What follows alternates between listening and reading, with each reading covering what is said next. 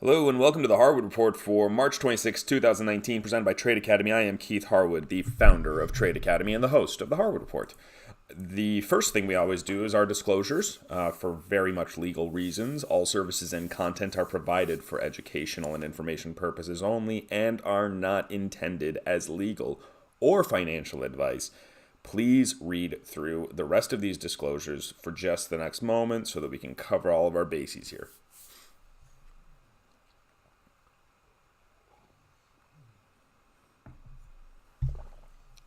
All right. I really want to focus on the equity indices this week. That's what I focused on in the premium newsletter product. That's where I have the most clarity on some signals here, particularly in the small caps. I'm really focusing in there. There is a little bit of intrigue going on in bonds because of the magnitude of the rally. This is driven a lot by the Fed, which is partially driven by the global macroeconomy, not as much actually about the United States. European manufacturing numbers that came out on Friday were pretty bad. And it kind of sets us up where, it's hard for the United States to drastically raise interest rates if there are global recession indicators and interest rates are falling elsewhere, or they're implementing more quantitative easing or any of that sort of stuff. That fits a little bit with the gold story. And of course, oil is really interesting after that pullback and then the rally that we're seeing today. So I will touch base on that as well. But before we do all of that, I always like to start with fear and greed. It's 54, very neutral.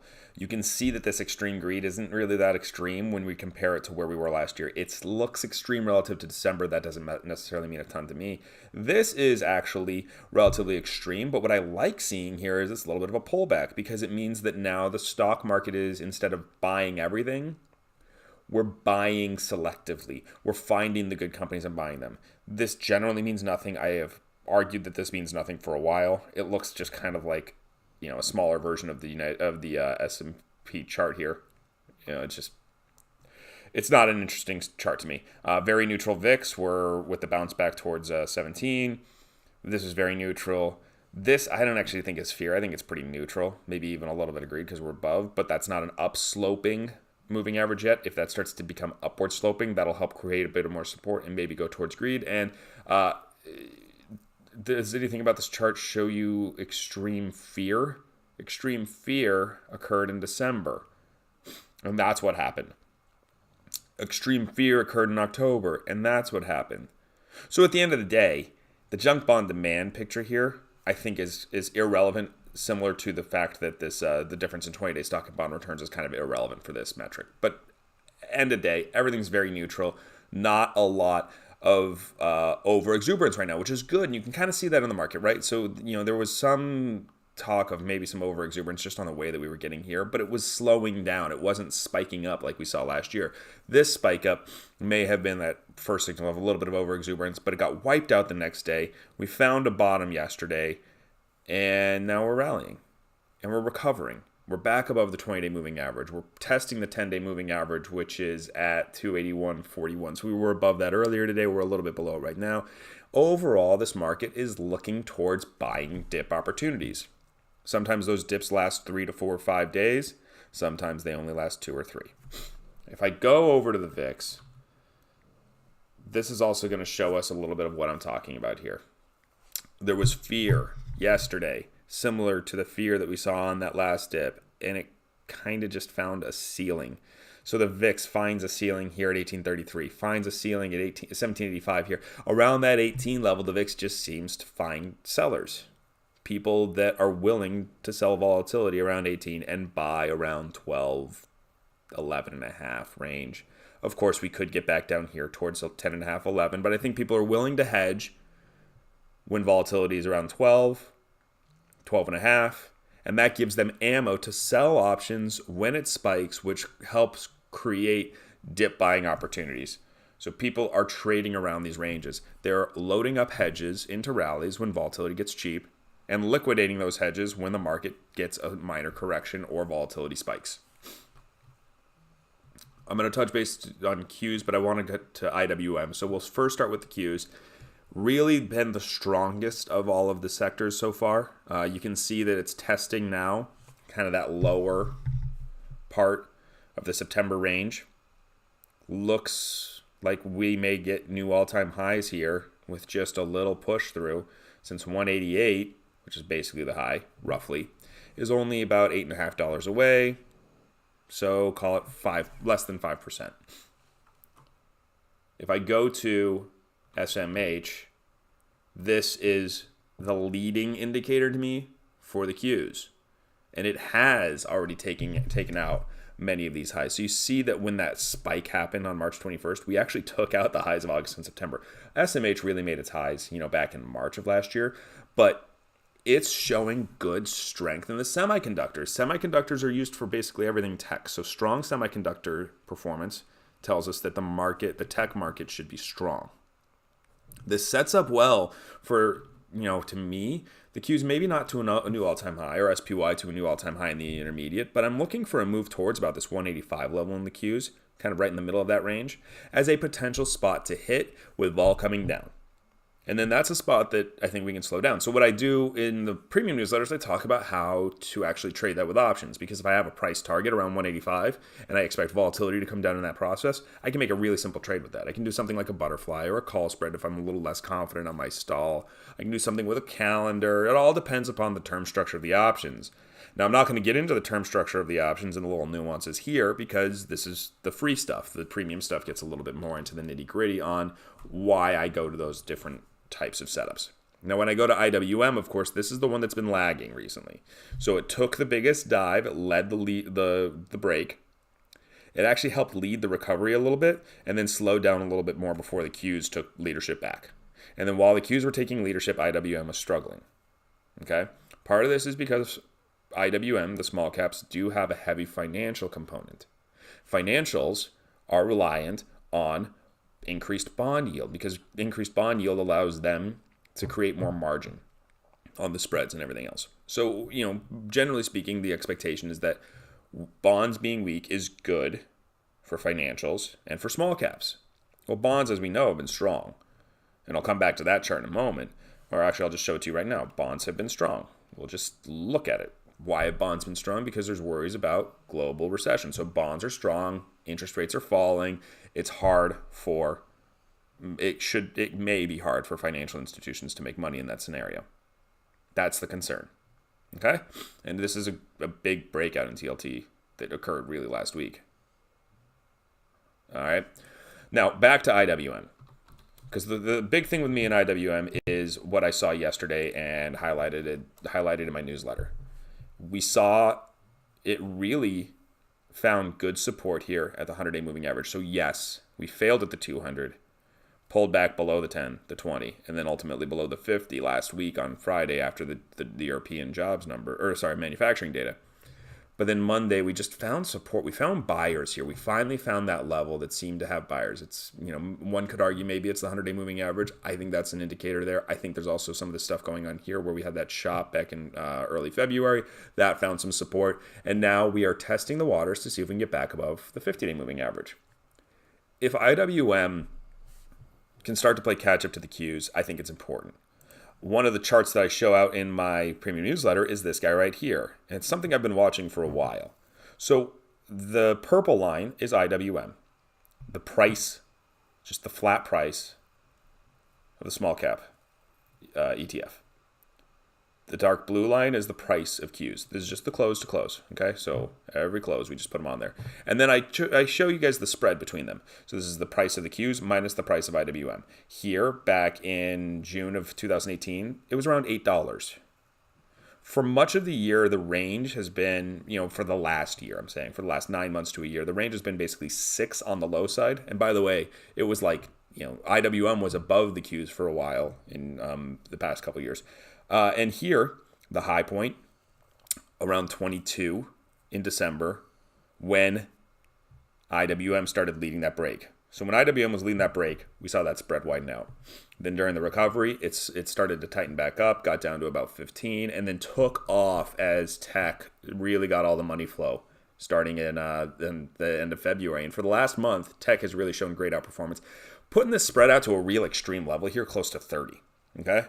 So what I'm thinking about here is if This buy the dip opportunity right here comes through, and if there's money flow into the US markets, and if there is a macroeconomic problem globally, well, small caps maybe get the money flow because small caps tend to be more domestically focused. And even though bond yields may not rise, some of the other small caps can help fill that need.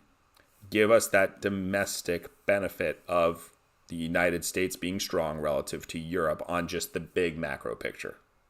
So that's kind of what I've been thinking about here. That's why I'm getting a little bit more excited about IWM. And again, I can tell you guys all about it in the newsletter, how I'm looking at structuring the trades here when we're this much further below the October lows or September lows of 169 while the Qs are testing the September lows. So we're talking about more than 10% below that level. This recovery has just been a lot slower here. I think that could create some excitement if money flow starts to shift.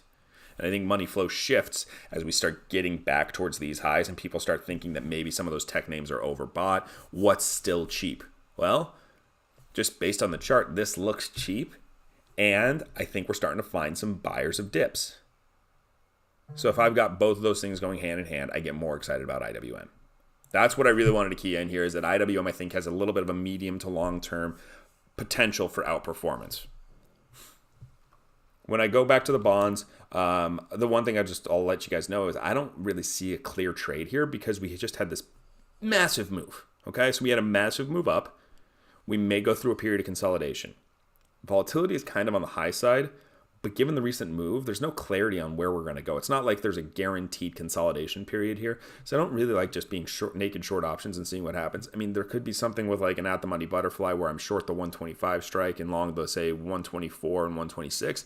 Very defined risk, helps keep me stable. I would rather look to find leverage elsewhere. So I'm not really keying in on a trade in the bonds. I'm more monitoring it for indications of other potential sector flows. One example I'll give you right here that I didn't actually include in the newsletter, but I've been talking about a little bit in the videos, is the utilities. So utilities tend to get outperformance when bond yields drop. Why? Because people are searching for yield, and utilities tend to have a good dividend yield. So you can see that while the rest of the market was collapsing last week on Friday, utilities were actually firm because they traded more in line with the bonds. And now they're continuing to firm along with the stock market. So they've kind of got this little double element here. On days where bonds are firm and the market is flat, there may be money flowing to utilities. On days where markets firm and bonds are flat, there may be money flowing to utilities. So it's got two different kind of reasons to get money flow there. It's something to be mindful of. And there are good trade potential in there. I tend to look at those from the individual stock by stock performance in some of my other newsletter products. I want to go over now, though, to gold. So let's look at the dollar, because that's the first step.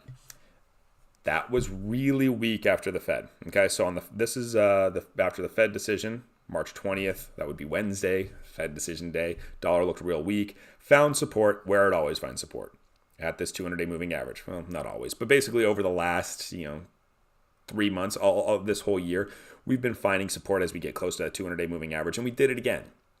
So the dollar is starting to strengthen. Dollar yen. We'll look at that next. It had a greater fall on Friday because when risk off happens, the dollar tends to be weak to the yen, but then found that recovery as the market recovers. So the market recovery is pairing with this dollar yen recovery. So I've got the stronger dollar, a bouncing back dollar yen, even though it is still under a lot of the moving averages. It kind of looks to me like it's going to get right back into that range here, near the recent highs, around 111, 112. Then we'll see where it goes from there. That would set up gold for a break. And right now, my signal is technically a little bit on the long side in gold. So I don't necessarily want to get too aggressive with this, but I'm starting to think that gold has a potential for a break just back down to this level, 121. It's a 2.5% move. There's some really nice ways to leverage that when volatility is cheap. Where volatility is cheap is in silver. Yep. The S and the L didn't go through. SLV. Here we go. There we go. So the SLV chart is potentially even more interesting because we can get that move down to 14. That's really nice. That's about 3.5%. Maybe the break is greater all the way down in here into that 1375 range. if that dollar yen continues to firm. There's a lot of leverage there when SLV volatility is as low as it is. Silver volatility is pretty much at the lows it gets to. Why? Well, because we really haven't gone anywhere crazy. We haven't had any continuation. We haven't had any major freakouts in silver. We haven't had any major moves. You get this kind of move, but people don't get excited about silver on a break. People get excited about silver and gold into a rally. They tend to see gold as an asset, like that euphoric asset where you say, oh my gosh, if the dollar is going to be weak and gold's going to be an alternative currency, we need to get our hedges on. Otherwise, when it's dropping, people are just ho-hum about it. People don't normally panic to get short precious metals. They panic to get long them. Versus people tend to panic to hedge or get out of stock positions. They don't panic to hedge or get out of gold positions. They just kind of sell them and move on. So I think that there's some real leverage there in SLV silver puts. And finally, we go to the oil sectors because oil is getting exciting to me. So I had a little concern basically 2 days ago, much like the rest of the stock market. But oil actually held up really well, much more like, say, the Qs than IWM. It never really got above the 200-day moving average, and it may do that soon, but it really held up right around the 10-day moving average rather than dropping below the 20 and the 50. So that recent support level, the near-term buyer is still in control. And now we're testing the recent highs. And so if we're testing the recent highs, what happens to the oil companies? They could go to new highs. And you know that XLE is actually lagging a little bit here. It's kind of back in this consolidation point, while USO is a little bit above it. And then I go to OIH. This is our real leverage play because this guy tends to be big leverage when oil is firming, and it's near the low end of this. So I've kind of talked about this a little bit, where maybe some of these 18 calls can start to come into play. A little more firmness in USO, get above that previous high, and I think OIH has some explosive potential. Notice that the 200-day moving average is still $3.50, almost $4 away. That's over 20% away versus, say, XLE, where the 200-day moving average at kind of natural stall point potential is really only 3% away. So I see this big upside potential in OIH if and when this story gets started and when people start saying, I need to get some money into my oil companies because that's where our story is brewing. So I keep watching USO. Again, my goal here is to see USO trade above this high at, what is that, 12.55. So today's high was 12.54. We got very close to the high there of 12.55. We get above 12.55. We start trading 12.56, 12.57, 12.58, maybe up to 12.60, give it a few more cents of room. There's no natural resistance in oil until we get up towards 13.5 or 14. Maybe we get a little stall here at the 200-day moving average, but that should start to get some money flow and people excited about the potential for a bullish oil company story. All right, folks. It was a little bit of a longer one today, but I wanted to make sure I got some of these thoughts out for you and know that if you want to get the detailed trades and you want them on Monday instead of on Tuesday after some of this moves already happened. I was talking about ways to buy the dip there in equity markets and how I was looking to do so. You got to sign up. Okay, and you get that first week for free, and even at that regular price of $49 a month, the report's worth multiples of that. A lot of these trades that I'm starting to think through and the setups that I'm talking about are really interesting leveraged ways to trade the markets. Okay, and so that's the backbone of my trading is looking at some of these internal setups in the market, what's going on in volatility, what's going on in all this other stuff, and how I can then leverage that to generate bigger returns even on small moves in the market. Okay, again, first week's free. Sign up now. Or email me, keith@tradeacademy.co, if you'd like to talk more about some of my ideas and thoughts on the marketplace. Thanks again, folks, and looking forward to seeing you all sign up. And get ready, because then you're going to get a midweek video once you sign up, updating you again on how my thoughts have progressed on this market. And then we'll see you again on Monday for the new newsletter. All right, guys. Everybody have a great afternoon.